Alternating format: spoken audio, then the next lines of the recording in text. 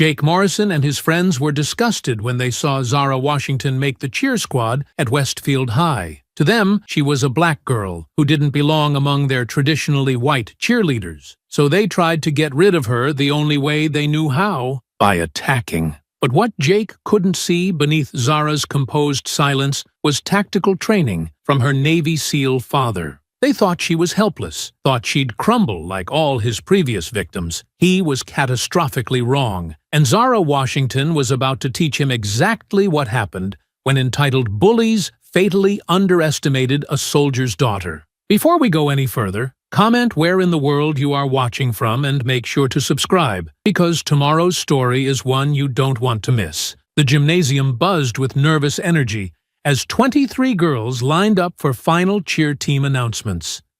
Zara Washington stood third from the left, her hands steady at her sides despite the hammering in her chest. She'd nailed every routine, hit every mark, and smiled until her cheeks ached during 3 grueling days of tryouts. Ladies, you've all shown incredible spirit and dedication, Coach Peterson began, her clipboard held like a shield.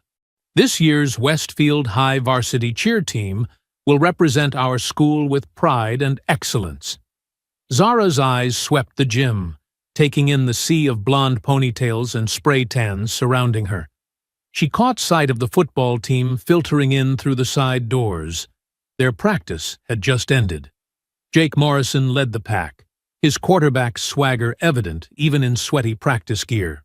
Tyler Knox flanked him, thick arms crossed over his chest, while Brandon Mills trailed behind, desperate to belong.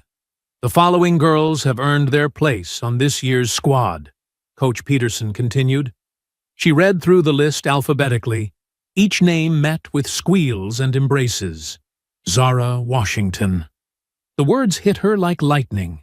She'd made it. Actually, made it.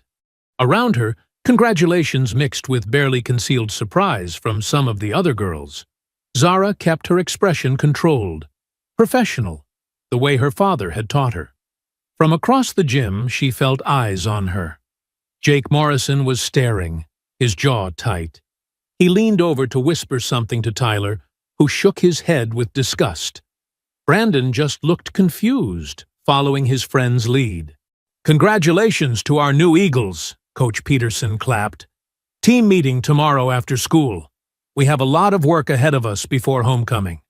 As the celebration continued around her, Zara gathered her gym bag and headed for the exit. The football players had positioned themselves near the doors, a convenient coincidence that made her pulse quicken. "Excuse me," she said politely, trying to pass. Jake stepped slightly to the right, not quite blocking her path, but making it clear she had to squeeze by. "So you're the new addition to our cheer squad." "That's right." Zara met his gaze directly. "Interesting choice by Coach Peterson." Tyler's voice carried just enough volume for nearby students to hear. "Very progressive. I earned my spot, just like everyone else," Zara replied evenly. Brandon shifted uncomfortably, but stayed silent as Jake smiled, the kind of smile that never reached the eyes. "Oh, I'm sure you did. It's just that our fans have certain expectations about what their cheerleaders should look like." The words hung in the air like smoke. Other students slowed their conversations, sensing tension. "And what exactly should they look like?" Zara asked, her voice steady despite the heat building in her chest. "You know," Jake shrugged, "traditional. The kind of girls who represent Eagle pride, blonde hair, school spirit, the whole package. Like Barbie dolls?" Zara tilted her head slightly. Tyler stepped forward. "Like girls who belong here. Girls who understand what this school is about." "I understand perfectly." Zara adjusted her bag strap. "This school is about excellence, academics, and representing our community with pride." "That's exactly what I plan to do." Jake's smile faltered for just a moment before returning. "We'll see about that. Football season's a long road. Lots of games, lots of pressure. Not everyone's cut out for it. Good thing I am." She pushed past them without another word, feeling their stares burn into her back. Meanwhile, the three boys watched her walk away, their expressions darkening as other students filtered past them toward the parking lot. "Are you kidding me right now?" Jake's voice dropped low, meant only for his friends. "They actually put her on the squad?" Tyler spat toward the trash can. "This is exactly the kind of garbage that's ruining our school." "What's next? They gonna make us kneel for the anthem, too?" "Dude, what if she's one of those girls who thinks she's better than everyone?" Brandon finally spoke up, his voice uncertain but trying to match their energy. "Like, acts all smart and stuff?" "Oh, she definitely thinks she's something special," Jake replied, his jaw clenched. "Did you see how she looked at us? Like we were the problem."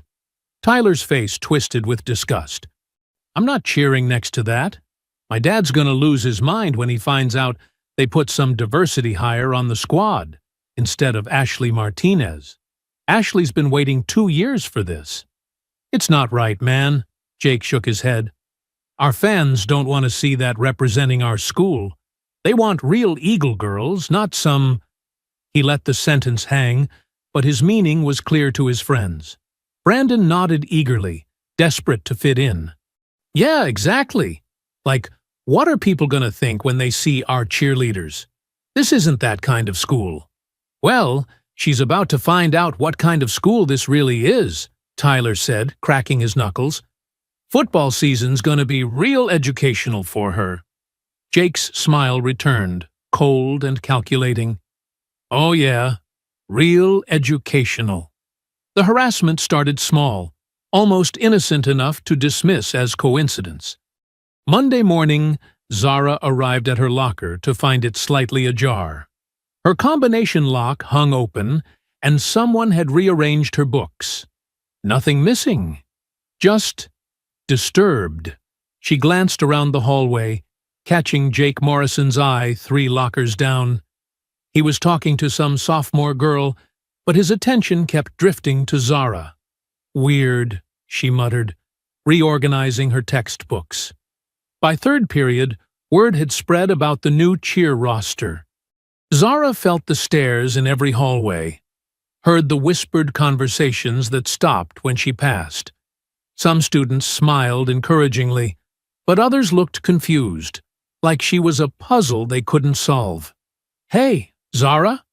Madison Clark, one of the senior cheerleaders, caught up with her after English class. "I'm so excited you made the team. We're gonna have such an amazing season." "Thanks, Madison. I can't wait to get started." "Don't let anyone make you feel like you don't belong, okay? You earned this just like the rest of us." The fact that Madison felt the need to say it confirmed what Zara already suspected. People were talking. During lunch, she sat with her usual group of friends from Honor Society when Tyler Knox walked past their table. His shoulder bumped her chair hard enough to jostle her backward. "Oops," he said, without stopping or looking back. "Sorry about that." Her friend Jessica frowned. "That was weird. Tyler's never that clumsy."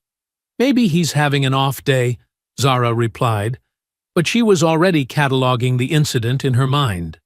The real message came during 7th period study hall. Zara pulled out her phone to check the time and found a notification from Instagram.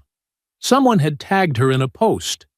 The image was a screenshot of the school's announcement about the new cheer team, with Zara's name circled in red. The caption read, "Guess Westfield's going woke now. R.I.P. Real Eagle Pride. Fran not my cheerleader." The post had already garnered 37 likes and a handful of comments that made her stomach turn. Most were carefully worded to avoid outright slurs, but the message was crystal clear. Diversity hire much? She doesn't even look like she belongs here. There goes the neighborhood. Zara screenshotted everything before blocking the account, which belonged to someone named Eagle Pride 2024, obviously fake. Her hands were shaking slightly as she put her phone away. That afternoon at cheer practice, the tension was palpable. Coach Peterson ran them through basic routines, but Zara could feel the sideways glances from some of her teammates. Madison and a few others were genuinely welcoming, but others seemed to be waiting to see what would happen. "All right, ladies, let's run through the homecoming routine one more time," Coach Peterson called out. "Zara, you'll be in the back row for now, until you learn all the formations." As they lined up, Brittany Stevens, a junior with perfectly curled blonde hair, positioned herself directly in front of Zara. During the routine, she kept stepping backward slightly, forcing Zara to adjust her spacing. "Sorry," Brittany would whisper each time, still getting used to the new formation. By the end of practice, Zara had been stepped on twice and elbowed once during a turn sequence. All accidents, according to Brittany's apologetic smile.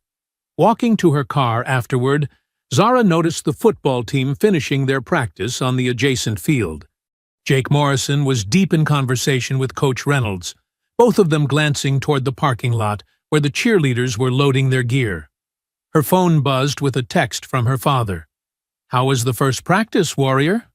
"Fine," she typed back, then deleted it. "Good. Learning the routines.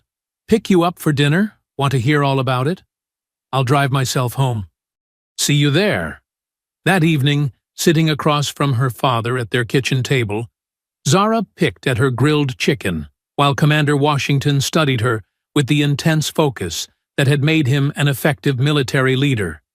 "You're quiet tonight," he observed. "Just tired. New team, lots to learn." "Uh-huh." He set down his fork. "And how are your new teammates treating you?" Zara hesitated. Her father had taught her to be honest about threats, but she also knew his protective instincts. "Most of them are fine. There's always an adjustment period. What about the ones who aren't fine?" She looked up sharply. "What makes you think?" "Zara." His voice carried the patience of someone who'd interrogated enemy combatants. "I didn't raise you to lie to me, especially about your safety." "What's happening?" She sighed, pulling out her phone to show him the Instagram post. His expression darkened as he read through the comments. "This is just the beginning," he said quietly. "Anonymous posts, accidents at practice, little territorial games. They're testing you, seeing how you'll respond. So what do I do? Document everything. Screenshots, witnesses, times and dates. But don't react yet. Let them show their hand. And if it escalates?" Commander Washington's smile was razor-thin. "Then we'll discuss your options. But for now, you stay alert, and you stay smart." They picked the wrong girl to intimidate. As Zara headed upstairs to work on homework, she didn't notice the black pickup truck that had been parked across the street for the past hour, or the three figures inside watching her house with growing resentment. Tomorrow would bring new challenges, and Jake Morrison was already planning his next move. The harassment escalated over the next 2 weeks like water building behind a dam. Tuesday morning, Zara found her cheer shoes missing from her gym locker. She'd left them there after practice the night before, and now they were gone. Coach Peterson had to lend her an old pair that were 2 sizes too big. "That's strange," Madison said, frowning. "Who would take someone's shoes?" "Maybe they fell out," Brittany suggested with fake concern. "These old lockers are so unreliable." Zara said nothing, but she noticed Jake Morrison smirking at her oversized shoes during their shared chemistry class. Wednesday brought a new low. Someone had left a banana on her car windshield with a note. "Monkey see, monkey do." Zara crumpled the paper and threw both items in the trash, but her hands shook with rage as she drove home. Thursday, she arrived at her locker to find it vandalized. Someone had scratched "Go home" into the metal door. When she reported it to Principal Martinez, he sighed heavily. "I'll have maintenance look at it, but vandalism is hard to prove without witnesses," he said. "Are you sure you want to make a big deal about this? Sometimes it's better to let these things blow over. So I should just accept someone destroying school property because of my race? Now, Zara, Let's not jump to conclusions about motivation. What other motivation would there be? Principal Martinez shifted uncomfortably. I'll have a talk with some students, see what I can find out. In the meantime, maybe keep a low profile? That afternoon, the real message came during lunch. Zara was walking past the football table when Tyler Knox stuck his foot out. She stumbled but caught herself. "Watch where you're going," he said loudly enough for half the cafeteria to hear. "You tripped me." Tyler stood up, all 6'3" of him towering over her. "You calling me a liar?" The cafeteria went quiet. Jake Morrison and Brandon Mills flanked Tyler, creating a wall of Letterman jackets. "I'm saying you need to move your foot," Zara replied evenly. "Or what?" Jake stepped forward. "You gonna run crying to Daddy?"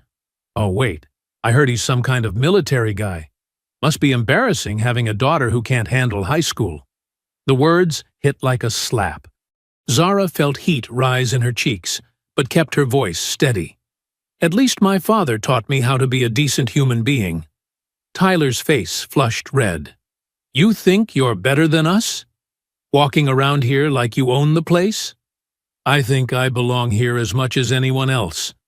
"No," Brandon finally spoke up, his voice shaky but determined to impress his friends. "You really don't." Several students had pulled out phones, sensing drama. Zara realized she was outnumbered and surrounded, with dozens of cameras potentially recording her humiliation. "We'll see about that," she said quietly, then walked away. Behind her, she heard Jake's voice carry across the silent cafeteria. "Yeah, walk away. That's what you people do best." The phrase "you people" echoed in her head for the rest of the day. Friday brought the incident that changed everything. It was game day, and the entire school buzzed with excitement for the homecoming matchup against their rivals. Zara had finally learned the routines well enough to move up to the second row, and despite everything, she felt a genuine thrill about performing in front of the crowd. She was walking toward the gym for final preparations when she noticed the puddle. Recent rain had created a muddy depression right outside the entrance, about 3 feet wide and 6 inches deep. Most students walked around it without thinking. Zara was texting her father about pickup arrangements when she heard footsteps behind her. She looked up just as Jake Morrison grabbed her left arm. "Hey, new girl. Got a message for you."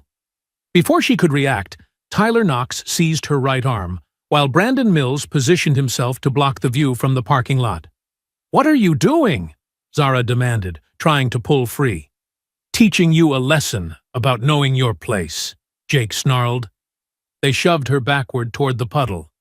Zara tried to dig her heels in, but her sneakers couldn't find purchase on the wet concrete. "Stop it!" she yelled, loud enough that several students turned to look. "Oops," Tyler said, as they gave her a final push.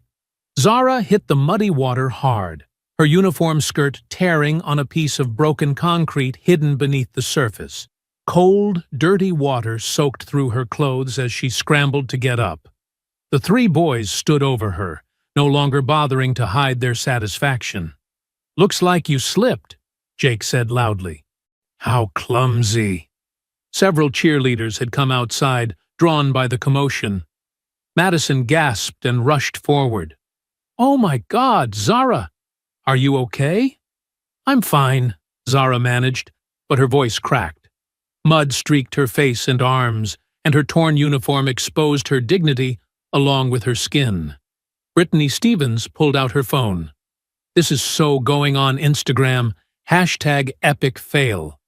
"Don't you dare!" Madison snapped, but Zara knew it was too late. By tonight, half the school would see her humiliation. The football players were already walking away, high-fiving each other like they'd just scored a touchdown. "Nice uniform," Tyler called over his shoulder. "Really brings out your eyes." Jake laughed. "Maybe now you'll think twice about where you belong."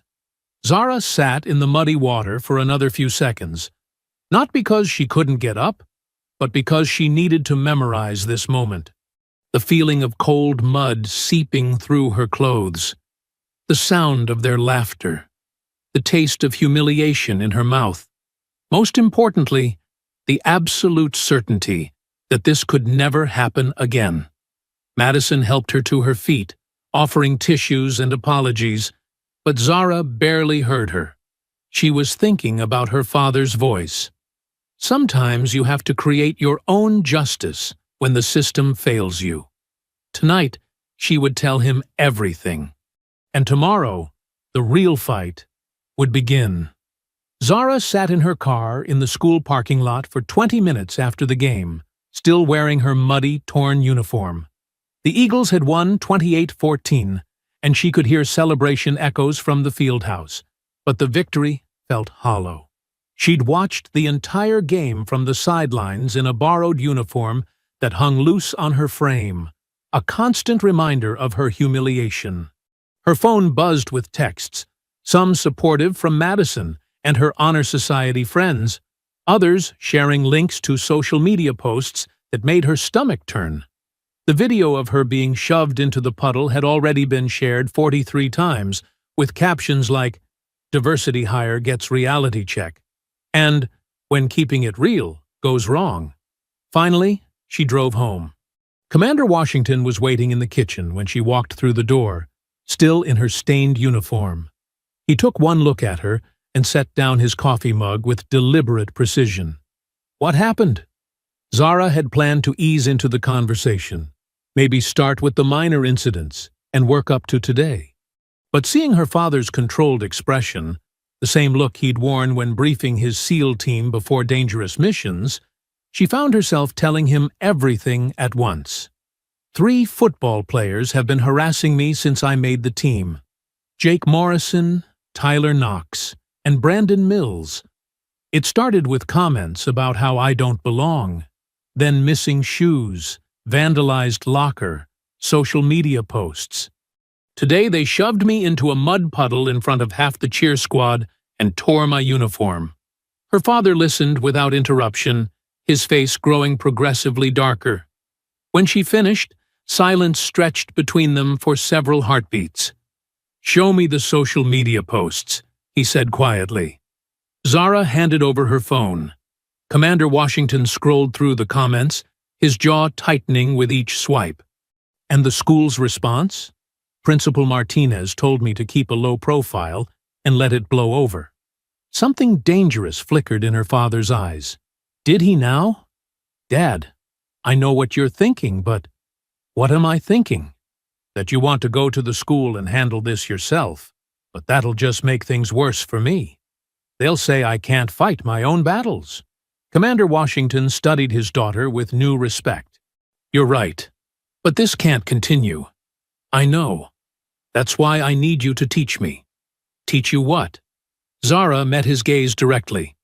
"Everything. How to defend myself. How to fight back. How to make sure this never happens again." Her father was quiet for a long moment, weighing her words. "Physical confrontation should always be the last resort, Zara. Once you cross that line, they already crossed it. They put their hands on me today." "Fair point." He leaned back in his chair. "But there are other ways to handle bullies.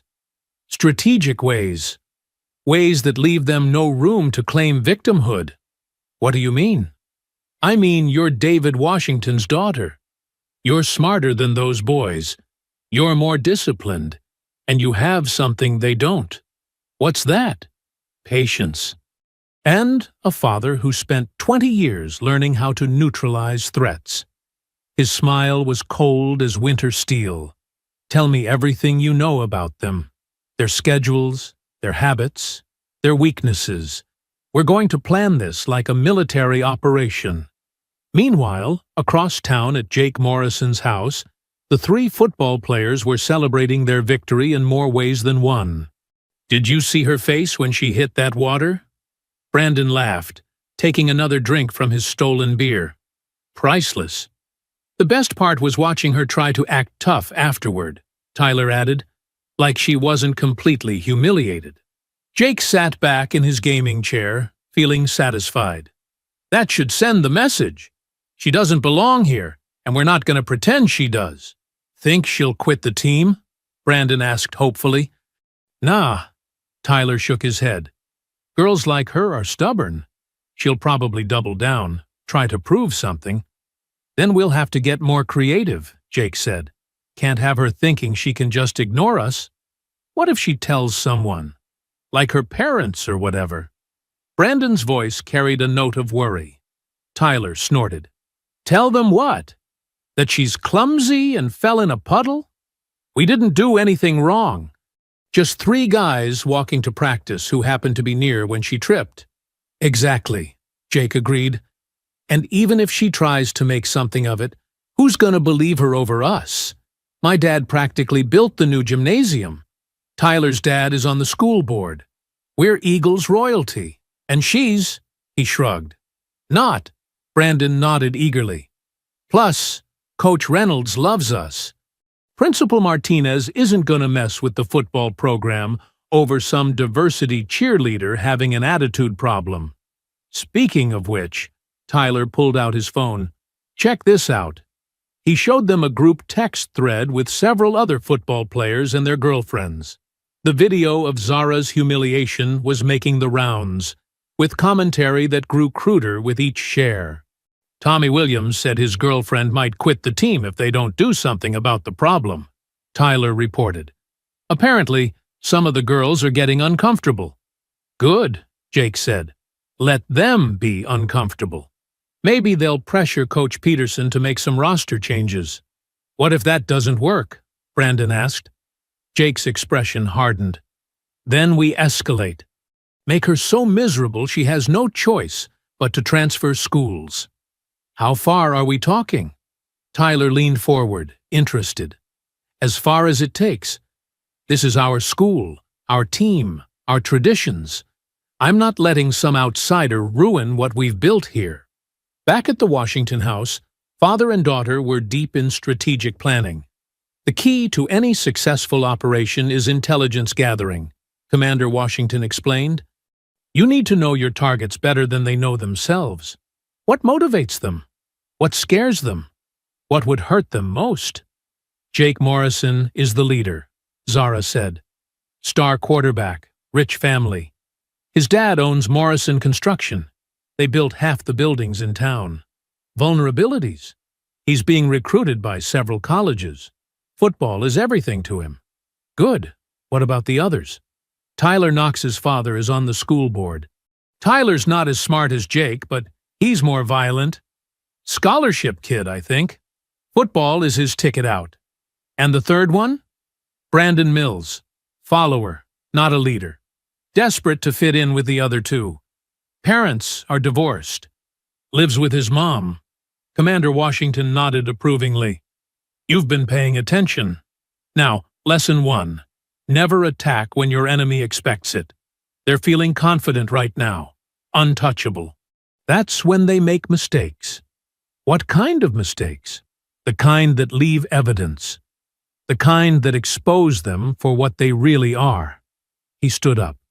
But first, we need to make sure you can protect yourself if this gets physical again. You mean fight training? I mean survival training. There's a difference. His expression grew serious. What happened today was just the beginning, Zara. They're going to escalate because you didn't break. Are you prepared for that? Zara thought about the mud, the laughter, the cameras recording her humiliation. I'm prepared for whatever it takes. Then we start tomorrow.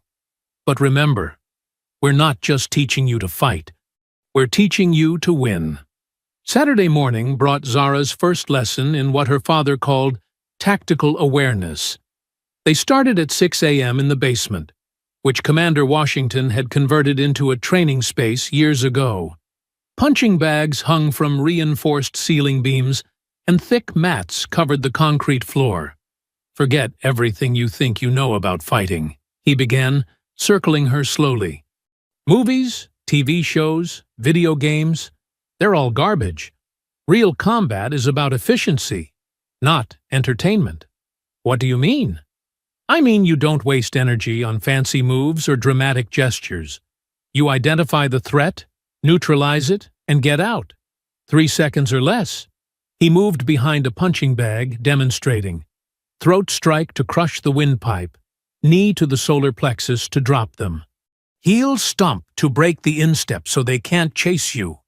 Zara watched, memorizing the movements. But before any of that, you observe.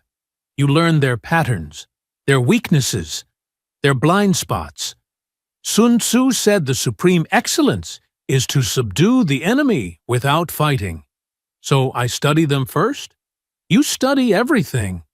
Where they go, when they go there, who they talk to, what they care about.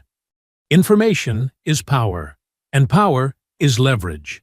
They spent the next hour drilling basic defensive moves, how to break a grab, how to create distance, how to strike effectively despite her smaller size.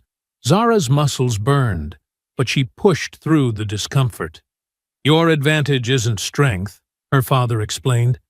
It's speed, intelligence, and the element of surprise. They expect you to be a victim.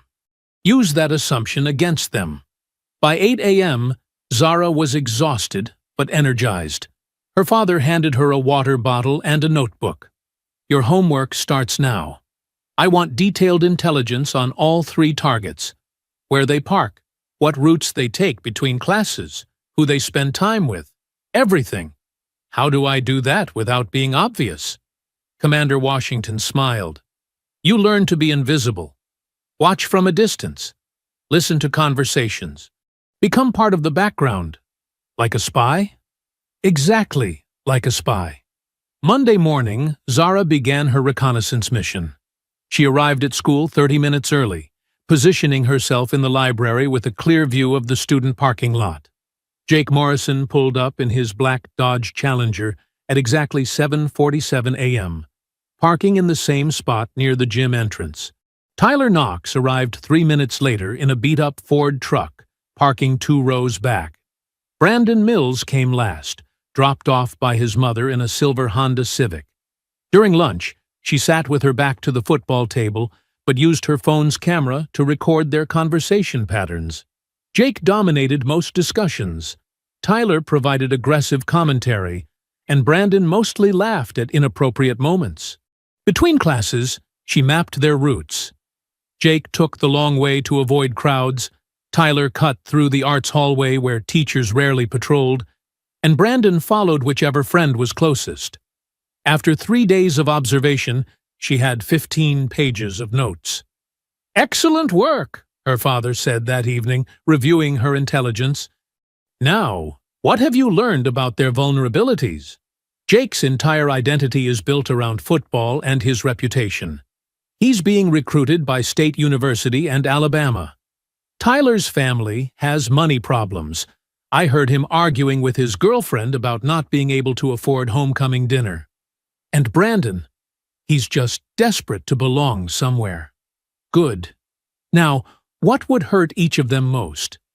Zara considered this. Jake would be devastated if his college prospects disappeared.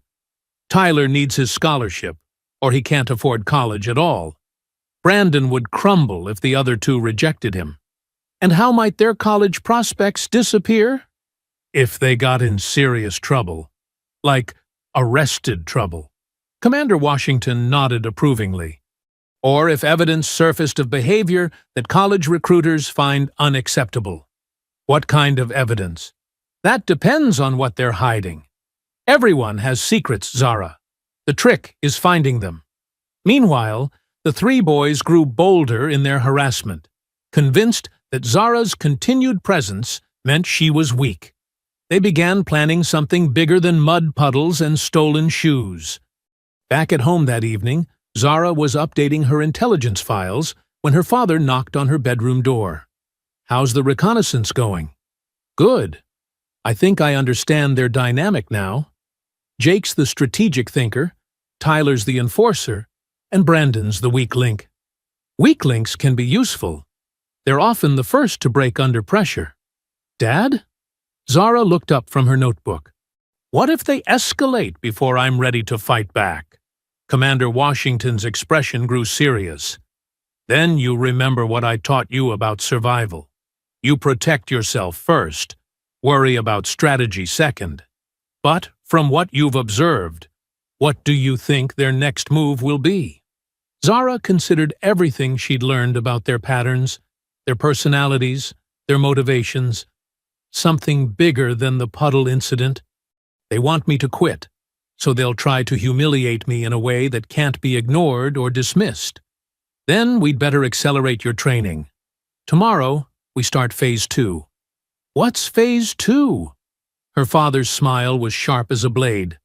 Learning how to turn their strengths into weaknesses. Phase 1 targets Jake Morrison, Commander Washington explained over breakfast Thursday morning. He's the leader, so taking him down sends a message to the others. How? Her father slid a manila folder across the table. Inside were photocopies of prescription bottles and a small plastic bag containing white pills. Where did you get these? Zara asked, alarmed. The nurse's office has poor security. These are expired anxiety medications that were supposed to be disposed of properly. His voice was matter-of-fact. The bottles still have patient information, but the names have been obscured. You want me to plant drugs in his truck? I want you to create a situation where Jake Morrison faces real consequences for the first time in his privileged life. College scouts don't recruit students with drug possession charges. Zara stared at the pills, feeling the weight of the decision. This could ruin his entire future. Just like he's trying to ruin yours. The difference is, you didn't start this war. But what if? Zara. Her father's voice was gentle but firm. These boys shoved you into a mud puddle and humiliated you in front of your peers. They've made it clear they won't stop until you're gone. Sometimes, the only way to deal with a bully is to hit them where it hurts most. She nodded slowly, tucking the folder into her backpack. Friday afternoon, Zara waited in the parking lot after school, positioned behind a van with a clear view of Jake's Challenger. Most students had left, but football practice wouldn't start for another 30 minutes. Perfect timing. Jake's truck sat alone in the premium parking spots reserved for senior athletes. Zara had watched him for a week and knew his routine. He always went to the weight room before practice, leaving his truck unlocked because nobody would be stupid enough to mess with it. She approached casually, as if walking to her own car parked 3 rows away. When she was sure no one was watching, she quickly opened the passenger door of the Challenger. The truck's interior smelled like expensive cologne and arrogance. Zara slipped the prescription bottle under the passenger seat, positioning it so it would be visible to anyone who looked, but not immediately obvious. The loose pills went into the center console, scattered among spare change and old receipts. Her hands were shaking as she closed the door and walked away. 2 hours later, during football practice, an anonymous tip was called into the school's drug hotline. The caller reported suspicious activity around Jake Morrison's vehicle and suggested someone should investigate before the student drove home under the influence. Principal Martinez and the school resource officer, Deputy Collins, approached Jake during practice. "Morrison, we need to search your vehicle," Deputy Collins announced. "What? Why?" Jake's confidence faltered for the first time since Zara had known him. "Anonymous tip about drug activity. Probably nothing, but we have to check." Jake's teammates gathered around, drawn by the commotion. Coach Reynolds jogged over from the other end of the field. "What's the problem here?" "Just a routine search, Coach. Should only take a few minutes." But it didn't take a few minutes. Deputy Collins found the prescription bottle almost immediately, and the loose pills in the console sealed Jake's fate. "Whose prescription is this?" the deputy asked, holding up the bottle with the obscured label. "I don't know. I've never seen that before in my life." Jake's voice cracked with panic. "You're saying someone planted drugs in your unlocked truck?" "Yes. I mean, maybe? I don't know how they got there." Principal Martinez sighed heavily. "Jake, this is serious. These appear to be controlled substances." "I'm not using drugs. Ask anyone. Test me right now." That's not the issue. Possession is possession, regardless of whether you consumed them. Coach Reynolds stepped forward. Now, hold on, Principal Martinez. Jake's one of our best players. There has to be some mistake. Coach, I have to follow protocol. Jake, I'm suspending you pending investigation. Deputy Collins will handle the legal aspects. The color drained from Jake's face. Suspended? But we have playoffs coming up. College scouts are coming to watch. Should have thought about that before bringing these to school, Deputy Collins said, placing the evidence in a plastic bag. This is insane. Someone's setting me up. Who would do that? Principal Martinez asked. Jake's eyes darted around the circle of faces surrounding him. His teammates, his coaches, school officials. For the first time, he looked genuinely frightened. I don't know. But this isn't mine. From the bleachers, where she was stretching with the cheer squad, Zara watched the scene unfold. Madison leaned over and whispered, "What do you think is happening?" "Looks like Jake's in trouble," Zara replied, keeping her voice neutral. "Drug trouble, from what I can hear. That's crazy. Jake doesn't seem like the type." "You never really know people," Zara said quietly. Across the field, Jake was being led away from practice in handcuffs. Tyler Knox and Brandon Mills watched in stunned silence as their leader was placed in the back of a police cruiser. "This is messed up," Tyler muttered. "Jake doesn't do that stuff." "Maybe someone really did plant them," Brandon said nervously. "Who would do that?" Brandon's eyes found Zara on the sidelines. She was going through cheer motions with the rest of the squad, seemingly oblivious to the drama unfolding on the football field. "I don't know," he said slowly. "But Jake made a lot of enemies lately." That evening, the local news reported the arrest of a star high school quarterback on possession charges. Jake's father hired an expensive lawyer within hours, but the damage was already done. State University withdrew their recruitment offer that night, and Alabama followed suit the next morning. At the Washington house, Zara and her father watched the news coverage over dinner. "Phase 1 complete," Commander Washington said quietly. "I should feel good about this," Zara said, pushing food around her plate. "But I just feel empty." "That's normal. Justice isn't always satisfying in the moment. But ask yourself this. How many other students won't be bullied because Jake Morrison learned there are consequences to his actions?" Zara nodded, thinking about all the kids who might avoid the humiliation she'd endured. "What's phase 2? Tyler Knox. And this time, we're going to let him destroy himself." Jake's arrest sent shockwaves through Westfield High. By Monday morning, everyone knew the star quarterback was facing serious charges and had lost his college scholarships. The football team looked shell-shocked, and Tyler Knox had stepped into the leadership vacuum with barely contained rage. "This is all wrong," Tyler said loudly during lunch, his voice carrying across the cafeteria. "Jake doesn't do that stuff. Someone set him up." His girlfriend, Ashley, rubbed his shoulder soothingly. "Maybe the charges won't stick. Maybe he'll get his scholarships back." "No way. Colleges don't take chances on players with drug records."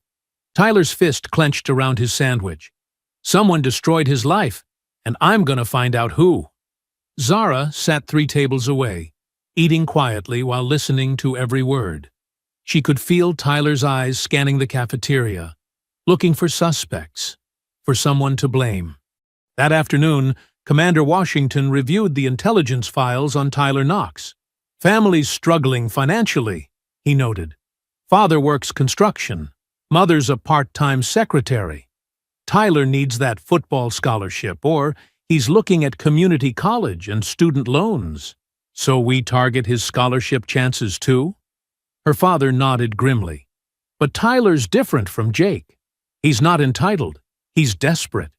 And desperate people are more dangerous." "What do you mean?" "I mean Tyler's the type who'll escalate to violence when cornered. We need to be very careful how we handle this." He pulled out a small vaping device and several small bags. Your intelligence gathering paid off. Tyler's been selling vapes to underclassmen behind the gym. Zara stared at the evidence. How did you? I followed him yesterday after school. Watched him make 3 sales to freshman students. $50 each for devices that cost him $20 online. So he's already breaking the law. Exactly. We don't need to plant evidence this time. We just need to make sure the right people find out what he's already doing. Zara felt conflicted. Dad, what if this ruins his whole future? His family really needs that scholarship money. Commander Washington's expression grew serious. Zara, this is the hardest part of any operation. Questioning whether your actions are justified. But remember what Tyler did to you. Remember how he laughed when you were covered in mud. I know, but... And remember that he's been selling nicotine to 14-year-olds for profit. Tyler Knox made his choices long before we got involved. That evening, Zara wrestled with the decision. She thought about Tyler's desperation, his family's financial struggles, the way he'd looked when Jake was arrested. But then she remembered his hands grabbing her arms, his voice saying, "You people," the sound of his laughter as she sat in that mud puddle. Tuesday afternoon, she made her choice. During Tyler's usual selling time behind the gym, Zara positioned herself in the nearby art building with her phone camera ready. She watched Tyler complete 2 transactions with freshman boys, clearly exchanging money for vaping devices. She recorded everything. Wednesday morning, she anonymously submitted the video to Principal Martinez's office, along with screenshots showing Tyler's Venmo transactions with timestamps that matched the video evidence. The confrontation happened during third-period chemistry. Principal Martinez and Deputy Collins pulled Tyler out of class, and 20 minutes later, they were searching his locker. They found 12 vaping devices, small bags of nicotine pods, and nearly $300 in cash wrapped in a rubber band. Tyler's protests echoed down the hallway. "This is a setup! Someone's targeting our team!" "Mr. Knox, we have video evidence of you selling these devices to minors," Principal Martinez replied firmly. "This isn't a setup. This is you being held accountable. You don't understand. Your family needed you to make better choices. You're suspended pending expulsion hearings. The police will handle the criminal charges for distributing nicotine products to minors." By lunch, word had spread throughout the school.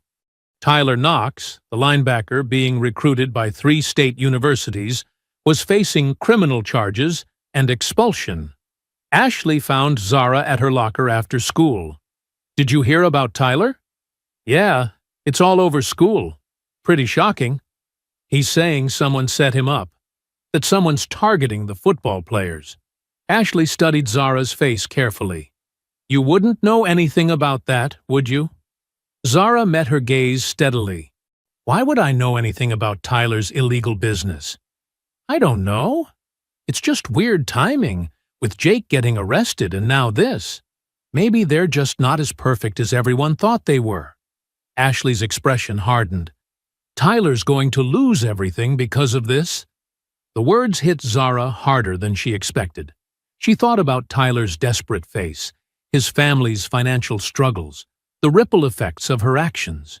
"That's really sad," she said quietly. But Tyler made his own choices. As Ashley walked away, Zara felt the weight of what she'd done. Justice, her father had said, wasn't always satisfying. Sometimes it just felt heavy. But there was still one more target to handle. And Brandon Mills was already starting to crack under the pressure. With Jake expelled and Tyler facing criminal charges, Brandon Mills had reached his breaking point. Tuesday evening, he made the calls that would change everything. "We need to meet," he told Jake over the phone. "All 3 of us. I figured out who's been doing this to us." "Doing what to us?" Jake's voice was bitter from his house arrest. "Come on, Jake. You really think it's a coincidence that we all got busted right after we messed with that black cheerleader? There was silence on the other end. Then, you think she's behind this? I know she is. Think about it. First, you get arrested for drugs right after we pushed her in the mud. Then, Tyler gets caught selling vapes. Someone's been watching us, gathering evidence. That's impossible. She's just some high school girl. Is she? You ever notice how she never fights back? How she just takes everything we do with that calm look on her face? Like she's planning something? Another long pause. Meet me at Tyler's house in an hour. I'll figure out how to get there without my parents knowing. An hour later, the three boys sat in Tyler's garage, their usual swagger replaced by a mixture of fear and rage. This is insane, Tyler said after Brandon laid out his theory. You're saying some cheerleader masterminded our downfall? I'm saying someone did, and she's the only person with motive, Brandon replied. Think about it. Who else would want to destroy us? Jake leaned forward, his expression dark. Even if you're right, what are we supposed to do about it? I'm under house arrest, Tyler's facing charges, and you're about to be expelled. That's exactly why we need to handle this, Brandon said, his voice gaining confidence as desperation made him bold. If she's been playing games with us, then it's time to show her what happens when you mess with the wrong people. What are you talking about? Tyler asked. I'm talking about ending this. We find her, corner her somewhere private, and get some answers. And then what? Jake's voice was dangerously quiet. Brandon's eyes glittered with malice. Then we make sure she understands that some battles aren't worth fighting. Tyler nodded slowly. I like it. She wants to play dirty? Let's show her how dirty we can get. This is our chance to take back control, Brandon continued, feeding off their growing anger. She thinks she's smart, thinks she can destroy our lives and get away with it. Time to teach her that actions have consequences. Jake pulled out his phone. First, we need to know where she lives. Can't corner her at school with all the cameras and witnesses. How do we find that out? Brandon asked. Easy. School directory has everyone's addresses for emergency contacts. Tyler grabbed his laptop. My mom still has access to the parent portal from when she was PTA treasurer. 20 minutes later, they had what they needed. 1247 Maple Street, a quiet residential neighborhood about 15 minutes from school.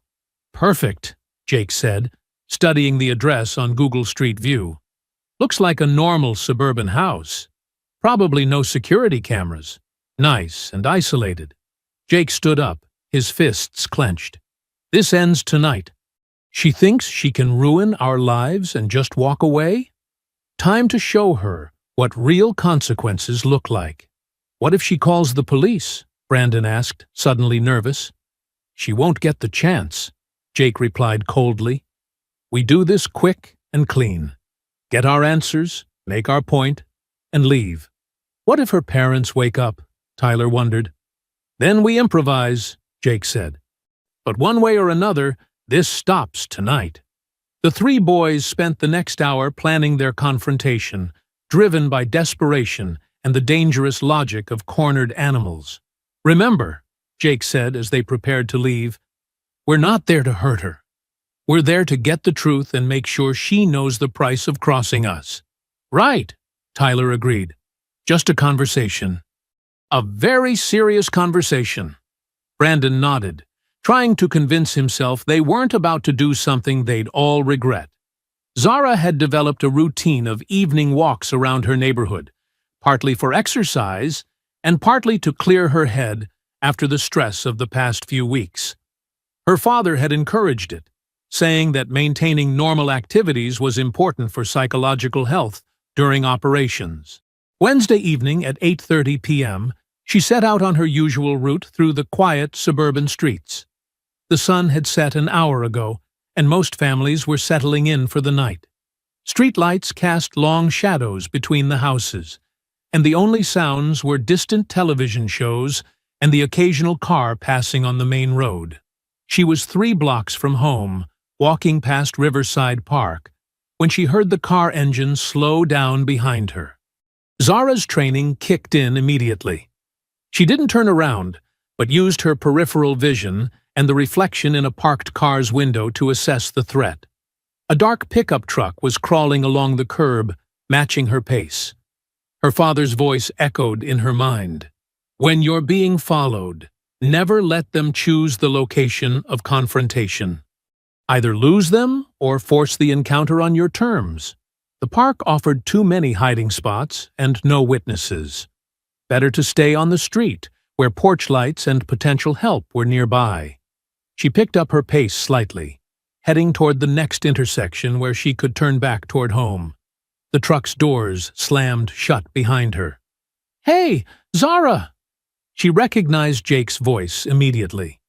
Her pulse spiked, but she kept walking, pulling out her phone to call her father. "Don't even think about it," Tyler's voice came from her right side. He'd circled around through the park and was now blocking her path to the intersection.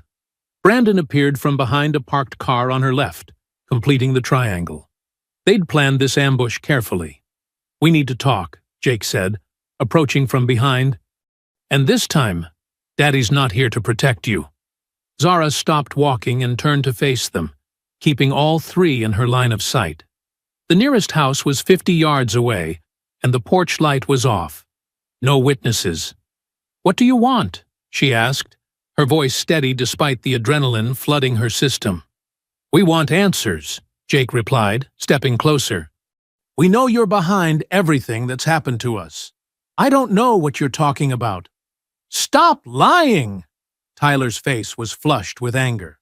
"First, Jake gets busted for drugs right after we teach you a lesson. Then I get caught selling vapes. You think we're stupid?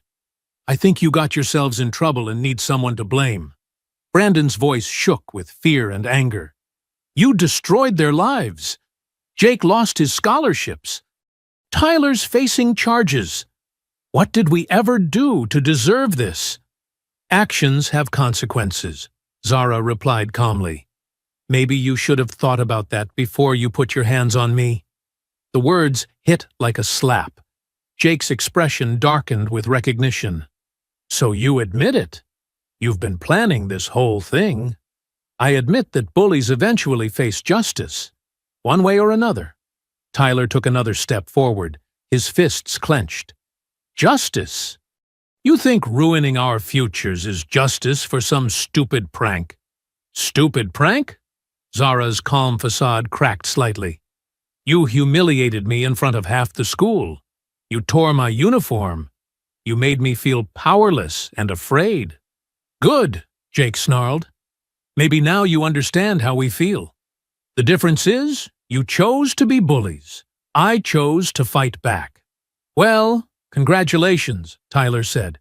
"You won. We're all screwed. Happy now?" "Not yet." The admission hung in the air like a challenge. Jake's eyes narrowed dangerously. "What else do you want from us? I want you to understand that there are people in this world you can't intimidate. People who won't be victims just because you think they should be." Brandon stepped forward, his face twisted with desperation. "We get it, okay? You're tough. You're smart. You beat us. Can we just call it even now?" "Even?" Zara's voice rose slightly. "You think this is even? You three against one girl, cornering me in the dark like cowards?" "We're not cowards!" Tyler exploded, lunging toward her. Zara was ready. She sidestepped Tyler's charge and drove her elbow into his ribs as he passed. He stumbled, gasping, and she immediately pivoted to face Jake, who was rushing her from behind. Her father's training took over completely. Strike fast, strike hard, create distance. Jake reached for her, but Zara ducked under his arms and drove her fist into his solar plexus.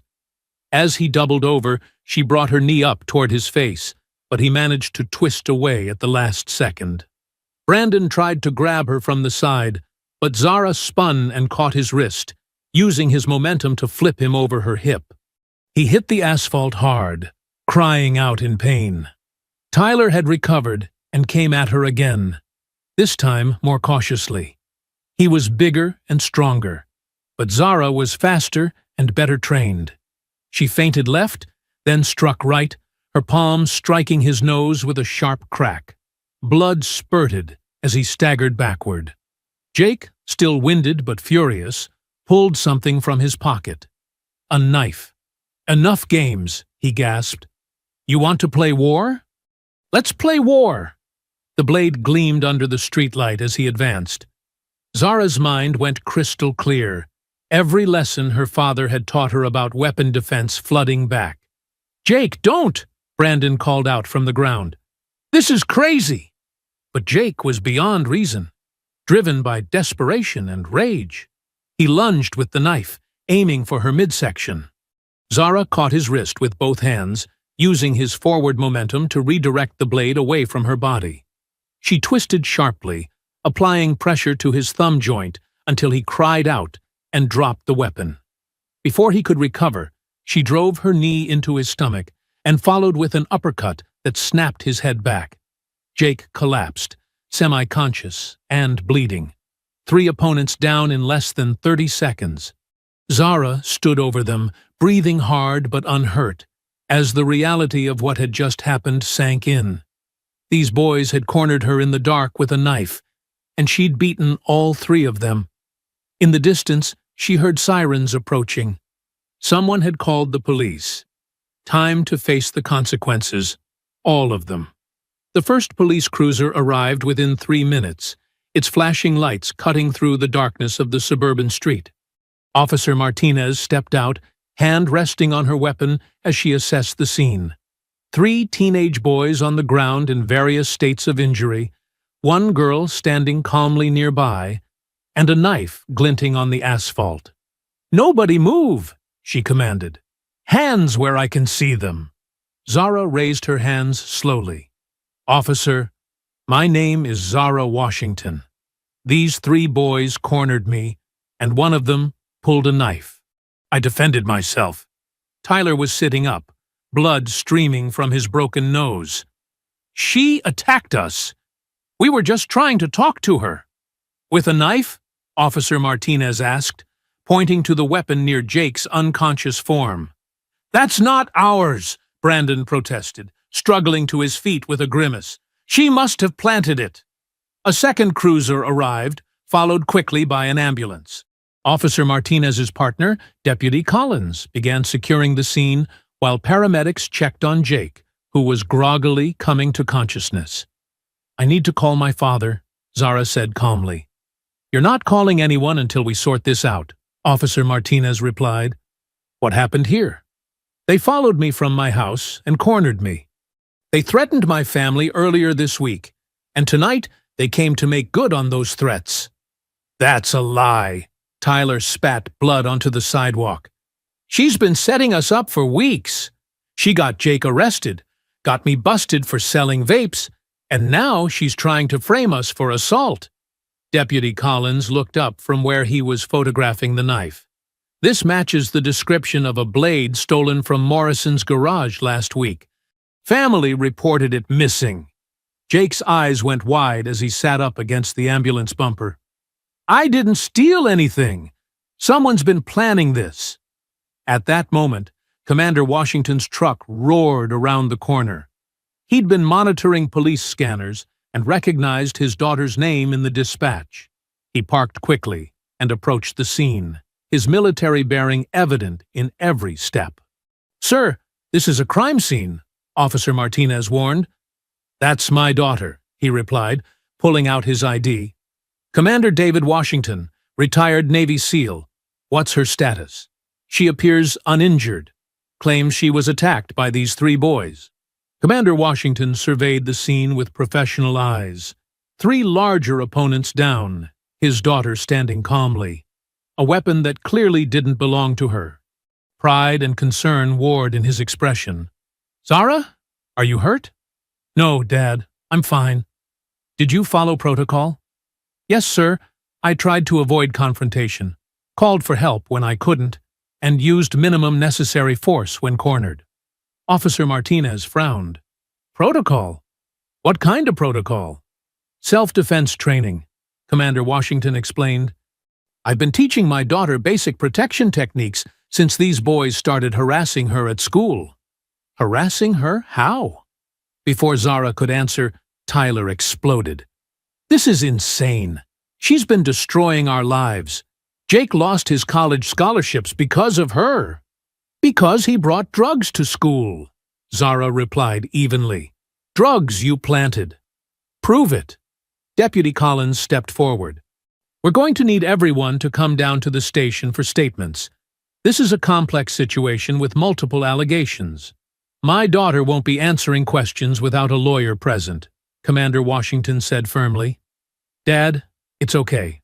I have nothing to hide. Jake struggled to his feet, supported by a paramedic. You hear that? She has nothing to hide because she planned everything perfectly. Planned what exactly? Officer Martinez asked. Getting revenge on us for putting her in her place at school. The words hung in the air like an admission of guilt. Commander Washington's expression hardened. So you admit to targeting my daughter at school? Brandon, realizing Jake's mistake, tried to backtrack. It wasn't like that. It was just normal high school stuff. Normal?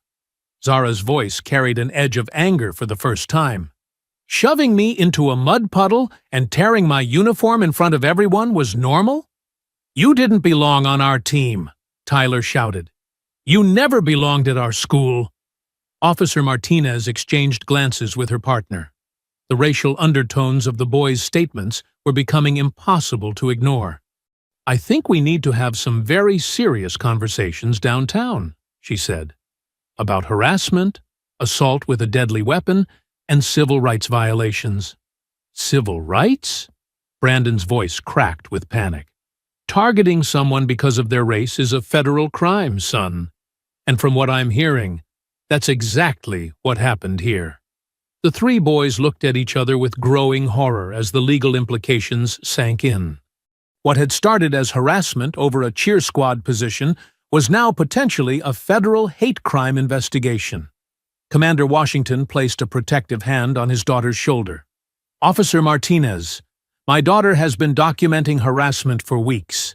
We have evidence of escalating threats and racial targeting. Tonight was the inevitable culmination. We'll need to see that evidence. You'll have it within the hour. As the boys were loaded into separate police cars, Zara finally allowed herself to breathe. The confrontation was over, but the real battle for justice was just beginning. The weeks following the arrest transformed Zara's life in ways she never could have anticipated. What had started as a personal fight for dignity became a national conversation about bullying, racial harassment, and justice in American schools. The first major shift came when the FBI opened a federal hate crime investigation. Agent Sarah Kim arrived at the Washington house 3 days after the attack, her badge and serious demeanor making the stakes crystal clear. The knife attack was just the culmination, Agent Kim explained to Zara and her father in their living room. We've been building a case around the systematic harassment based on race. This goes beyond assault. It's a federal civil rights violation. Commander Washington nodded grimly. What do you need from us? Everything. Every text message. Every social media post. Every witness statement. We're going to build an airtight case that sends a message. Meanwhile, the three boys' families were scrambling to manage the crisis. Jake Morrison's father hired Harrison Wells, the most expensive criminal defense attorney in the state, for $50,000. Tyler Knox's family mortgaged their house to afford legal representation. Brandon Mills's mother worked extra shifts to pay for a public defender. The media attention began with a local news report, but exploded when video of the fight surfaced. Someone's Ring doorbell camera had captured the entire confrontation, showing 3 large boys cornering one girl, Jake pulling a knife, and Zara systematically defeating all 3 attackers. Teen girl fights off racist attackers, screamed the national headlines. Cable news programs ran the footage on loop. Social media exploded with support for Zara and outrage at the boys' actions. 2 weeks after the arrest, CNN's Anderson Cooper interviewed Zara and her father in their living room. Zara, When those 3 boys cornered you that night, what was going through your mind? Cooper asked. That this was what my father had been preparing me for, Zara replied calmly. Not the fight itself, but the moment when I had to choose between being a victim or standing up for myself. Commander Washington, you taught your daughter to fight. Do you have any regrets about that? David Washington's expression was steel. My only regret is that it was necessary. But I'd rather have a daughter who can defend herself than one who suffers in silence. The interview drew 20 million viewers and sparked national debates about self-defense, parental responsibility, and systemic racism in schools. Back in Westfield, the community was deeply divided. Many residents supported Zara and praised her courage. Others believed the boys were being unfairly prosecuted for typical teenage behavior. The school district found itself under federal investigation. Principal Martinez was placed on administrative leave pending review of how the harassment was handled. Coach Reynolds was fired immediately when investigators discovered he'd been aware of the boys' behavior and failed to report it. 3 months into the legal process, plea negotiations began in earnest. The evidence was overwhelming. Text messages planning the attack, social media posts full of racial slurs, witness testimony about months of harassment, and the Ring camera footage showing the assault. Jake Morrison's attorney, Harrison Wells, met with DA Rebecca Chen in her office on a rainy Tuesday morning. My client is willing to plead to simple assault, Wells offered. No hate crime charges. He serves 18 months, and this all goes away quietly. Chen laughed coldly. Your client brought a knife to attack a 16-year-old girl because of her race. We have him on video. The plea is assault with a deadly weapon, conspiracy, and federal hate crime violations. 4 years minimum. That's his entire future. He should have considered that before he decided to terrorize a child. Wells tried a different approach. What if he makes a public apology? Shows remorse? Has he shown remorse? Wells was quiet for a long moment. He's struggling with the situation. Agent Kim intercepted his jailhouse calls yesterday. He called Miss Washington the N-word 6 times and promised to finish the job when he gets out. Does that sound like remorse to you? The attorney's face fell. His client's case had just become hopeless. Similar conversations played out with Tyler and Brandon's lawyers. Tyler's communications were full of violent fantasies about revenge. Only Brandon showed genuine remorse, writing letters of apology and participating in racial sensitivity counseling. The community pressure intensified as the trial date approached. Westfield High's football program was suspended for the season. The school board held emergency meetings about new anti-harassment policies. Property values in the district began declining as families considered moving away from the negative publicity. Jake Morrison's family felt the economic impact most severely. Morrison Construction lost 3 major contracts when clients refused to work with the company. Jake's mother, who had worked as a real estate agent, found clients unwilling to be represented by the mother of that racist boy. Tyler Knox's father was laid off from his construction job when the company decided his association with the case was bad for business. His mother increased her hours at the diner, but the family was facing bankruptcy. Brandon Mills's divorced mother struggled most of all. As a hospital worker, she faced constant questions and judgment from colleagues. Several of Brandon's extended family members cut off contact, ashamed to be associated with the case. The boys themselves were held in separate facilities to prevent coordination of their stories. Jake, housed in the county adult lockup due to the weapons charge, quickly gained a reputation for his racist attitude and frequent disciplinary problems. Tyler, in the juvenile facility, spent most of his time in protective custody after several fights with other inmates who had seen the news coverage. Brandon, also in juvenile detention, participated in counseling programs, and wrote dozens of letters of apology that his lawyer hoped might influence sentencing. 6 months after the attack, the media attention had created a documentary deal, book offers, and speaking engagement requests for Zara. She turned them all down, focusing instead on her grades and her new role as student body president, a position she won in a landslide election. The plea agreements were finalized in February. Jake would plead guilty to all charges in exchange for a recommended sentence of 4 years. Tyler would accept 3 years for his role as primary enforcer. Brandon, with his cooperation and demonstrated remorse, would plead to 18 months in juvenile detention. The final court session took place on a cold March morning. The courthouse was surrounded by protesters, some supporting Zara and demanding justice, others claiming the boys were being unfairly punished.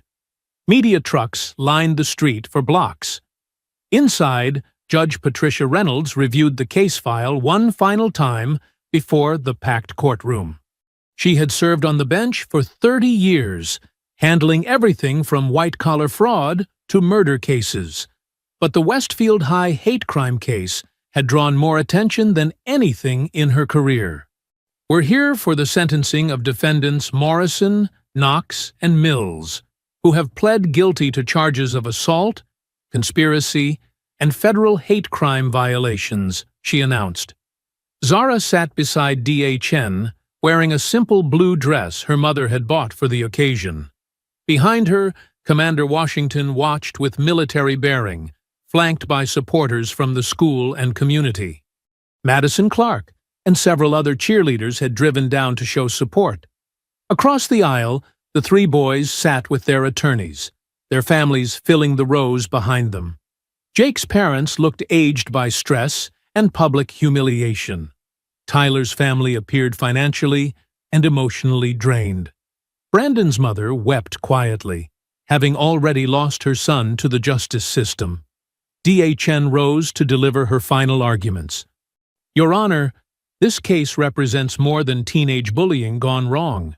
The defendants engaged in a systematic campaign of racial harassment that culminated in a premeditated assault with a deadly weapon. The evidence shows months of planning, coordination, and escalating violence driven by hatred. She opened a thick folder. Text messages between the defendants refer to Miss Washington as that N-word cheerleader and discuss various ways to get rid of her. Social media posts show them encouraging others to harass her. Witness testimony confirms they made her life miserable for months before the final attack. Harrison Wells, Jake's attorney, attempted damage control. Your Honor, my clients were confused, angry teenagers who made poor choices. They've already lost their college opportunities, their futures, their reputations. They've learned their lesson through consequences. Have they? Chen countered, pulling out transcripts. Yesterday, we intercepted jailhouse communications where Mr. Morrison refers to the victim using racial slurs and promises to finish what we started upon release. Mr. Knox has made similar statements about getting revenge. The courtroom murmured with disgust. Jake's father visibly sagged in his chair, realizing his son had just sealed his own fate. Judge Reynolds studied the documents with growing displeasure. Mr. Morrison, stand up. Jake rose shakily, his orange jumpsuit a stark contrast to the expensive varsity jacket he'd once worn with pride. In 30 years on this bench, I've seen many young people make mistakes and learn from them. But what you and your co-defendants did goes far beyond teenage error. You targeted a fellow student because of her race, escalated that harassment over months, and ultimately attacked her with a deadly weapon while making threats against her family. Wells tried to interrupt. Your Honor, if I may address— You may not. Judge Reynolds's voice cut like steel. Mr. Morrison, you were the ringleader of this conspiracy. You planned the attack, brought the weapon, and led the assault. Your recent communications show no remorse, only continued racial hatred and threats of violence. Jake's legs seemed to give out slightly. "Please, Your Honor, I made a mistake. Multiple mistakes, over months.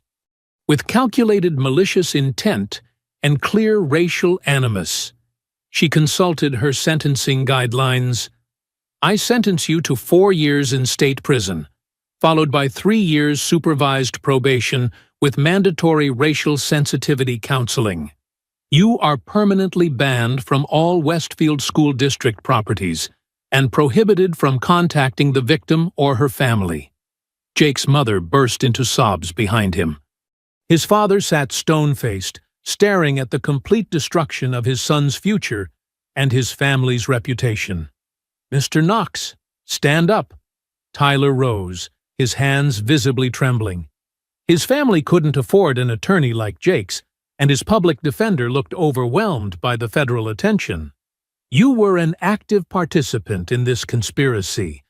Your communications show you encouraged violence, used racial epithets repeatedly, and physically participated in the assault. 3 years state prison, 2 years probation, with the same counseling requirements and contact restrictions." Tyler's knees buckled slightly. His girlfriend Ashley, who had stood by him through the early stages, had broken up with him months ago when the jailhouse recordings became public. "Mr. Mills." Brandon could barely stand, his face pale and streaked with tears. Unlike his co-defendants, he had spent months in genuine remorse, writing letters, participating in counseling, and cooperating fully with investigators. "You were the follower in this group, but you participated willingly in racial harassment and assault. However, your cooperation with the investigation, your participation in counseling programs, and your demonstrated remorse distinguish your case. 18 months in juvenile detention, followed by 2 years probation and 500 hours of community service with racial justice organizations." Brandon's mother wept with relief. 18 months was devastating, but it wasn't the years-long sentence she'd feared. Judge Reynolds turned to address the packed courtroom. "Let this case serve as a warning to every parent, every school administrator, and every young person watching. Hate crimes will be prosecuted to the fullest extent of the law in my jurisdiction. The defendants' futures were destroyed not by their victims' response to their attacks, but by their own choices to engage in racially motivated violence." She looked directly at Zara. "Miss Washington, would you like to make a victim impact statement?" Zara stood slowly, feeling the weight of every eye in the courtroom. The girl who had been shoved into a mud puddle 8 months ago was gone. In her place stood a young woman who had faced hatred and emerged stronger. "I didn't want any of this to happen," she began, her voice clear and carrying to every corner of the silent courtroom. "I wanted to make the cheer team, get good grades, and have a normal high school experience. These defendants took that choice away from me when they decided I didn't belong in their world." She turned to face the 3 boys directly. "You thought you could intimidate me into disappearing. You thought your threats and violence would make me quit and transfer schools. Instead, you taught me that standing up to bullies is the only way to stop them from hurting other people." Her voice grew stronger.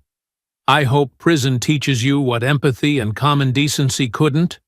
I hope you learn that every person deserves respect regardless of their race. And I hope that when you get out, you spend the rest of your lives making up for the hatred you've spread." Jake's eyes blazed with unrepentant fury. Tyler stared at the floor in shame. Brandon looked genuinely broken by remorse and the consequences of his choices. "This court is adjourned." As the gavel fell, the courtroom erupted in controlled chaos. Reporters surged toward the exits to file their stories. The defendants were led away in handcuffs, their families following in various states of grief, anger, and devastation. Outside the courthouse, Zara and her father stood on the steps as cameras flashed around them and reporters shouted questions. "Miss Washington, how do you feel about the sentences?" called a CNN correspondent. "I feel like justice was served," Zara replied confidently.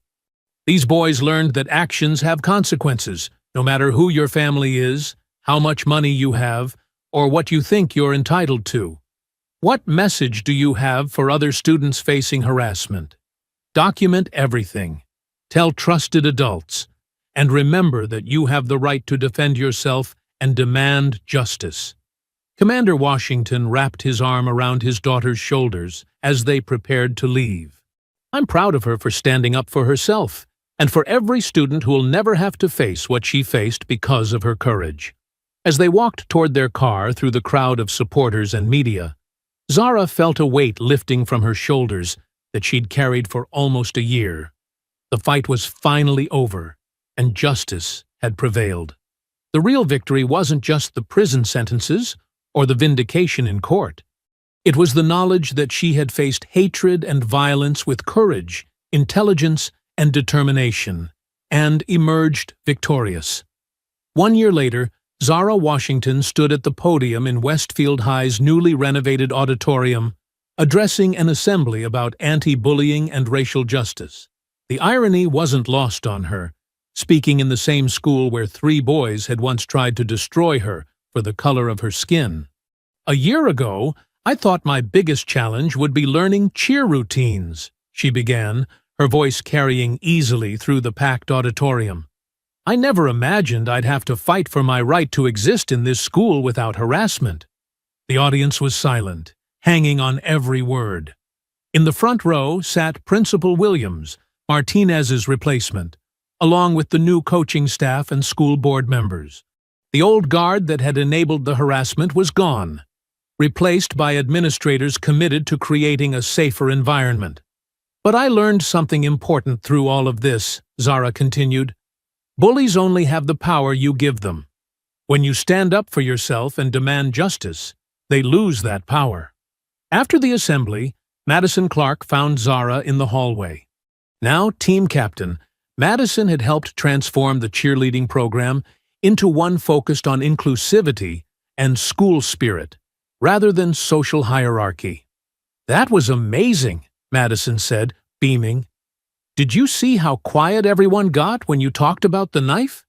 "They needed to hear it," Zara replied. "Some people still think what happened to me was just boys being boys. Not anymore, they don't. Not after seeing Jake Morrison on the news last week." The news coverage had been devastating for Jake's image. He'd been involved in a racial incident at the state prison, attacking a black inmate and earning additional charges. His original 4-year sentence had been extended to 7 years. The Golden Boy quarterback was now a career criminal with a white supremacist reputation. "Have you heard anything about Tyler?" Madison asked.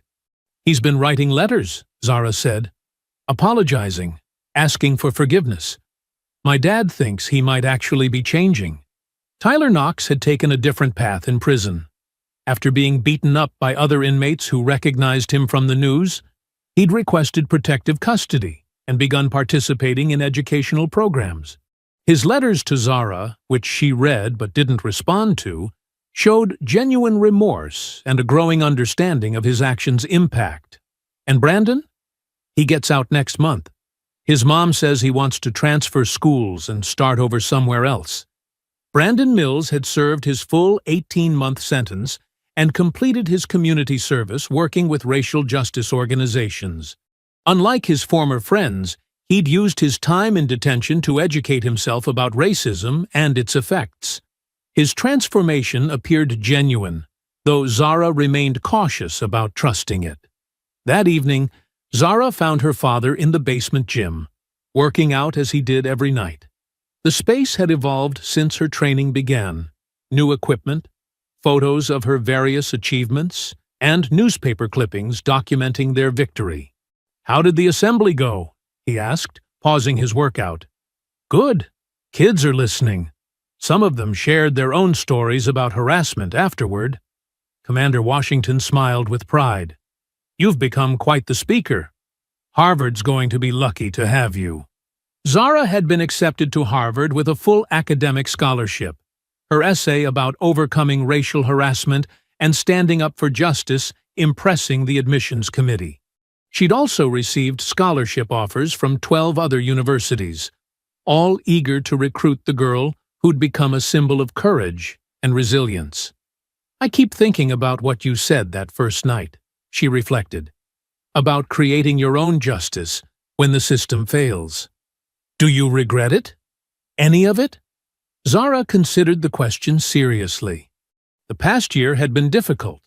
Death threats from white supremacist groups, constant media attention, the stress of testimony and court proceedings. But it had also brought unexpected rewards: friendship with students who admired her courage, respect from adults who'd watched her handle adversity with grace, and the knowledge that she'd helped create real change. "No," she said finally. "I regret that it was necessary. But I don't regret fighting back." Her phone buzzed with a text from her guidance counselor. "News crew here wants interview about new anti-harassment policies. Interested?" "Another interview request," she told her father. "You don't have to keep doing them, you know. You've already changed things here." "I know. But maybe one more student will see it and realize they don't have to accept being treated badly." The changes at Westfield High had been comprehensive. The new administration had implemented zero-tolerance harassment policies, mandatory diversity training for all staff, and anonymous reporting systems for students. The football program had been rebuilt from scratch with coaches who prioritized character over wins. The cheerleading squad now actively recruited from all demographics and focused on supporting the entire student body. Most significantly, the school district had hired Dr. Angela Foster, a nationally recognized expert on racial equity in education, as Director of Student Safety and Inclusion. Her first initiative was creating peer mediation programs and restorative justice circles for addressing conflicts before they escalated. 2 weeks later, Zara received an unexpected visitor. Brandon Mills stood nervously on her front porch, accompanied by his mother and a social worker. He looked different, thinner, more mature, with eyes that held genuine remorse rather than the desperate fear she remembered from the trial. "Zara, I don't expect you to forgive me," he began, his voice shaking slightly. "I just wanted you to know that I understand now how wrong we were, how much we hurt you." She studied him carefully, seeing none of the arrogance or hatred that had driven him to participate in her harassment. Prison and counseling had changed him, but she remained cautious. "What do you want from me, Brandon?" "Nothing. I just wanted to take responsibility for what I did and tell you I'm sorry.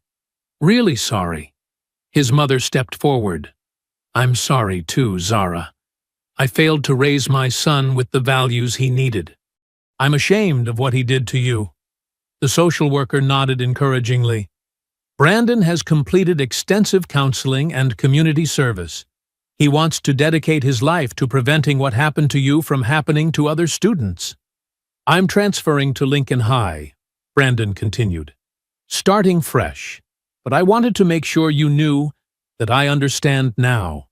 What we did was evil, and you had every right to fight back." Zara looked at this broken boy who had once helped destroy her uniform and humiliate her in front of her peers. She felt no satisfaction in his downfall, only a tired acknowledgement that justice sometimes looked like this: messy, incomplete, but real. "I hope you've really learned from this, Brandon. I hope you spend the rest of your life making sure other kids never face what I faced." "I will. I promise." As they left, Zara felt a strange sense of closure. Not forgiveness, that would take much longer if it ever came at all, but recognition that people could change, even after committing terrible acts. Standing in her doorway, watching Brandon Mills walk away from her life forever, Zara reflected on the journey that had brought her here. A year ago, she'd been a girl trying to fit into a hostile environment. Now she was a young woman who'd proven that justice was possible, even when it seemed impossible. She'd fought for her place in the world and won. More importantly, she'd made that place a little safer for everyone who came after her. The battle was over. The victory was complete. And Zara Washington was ready for whatever challenges lay ahead. I hope you enjoyed that story. Please like the video and subscribe so that you do not miss out on the next one. In the meantime, I have handpicked 2 stories for you that I think you will enjoy. Have a great day.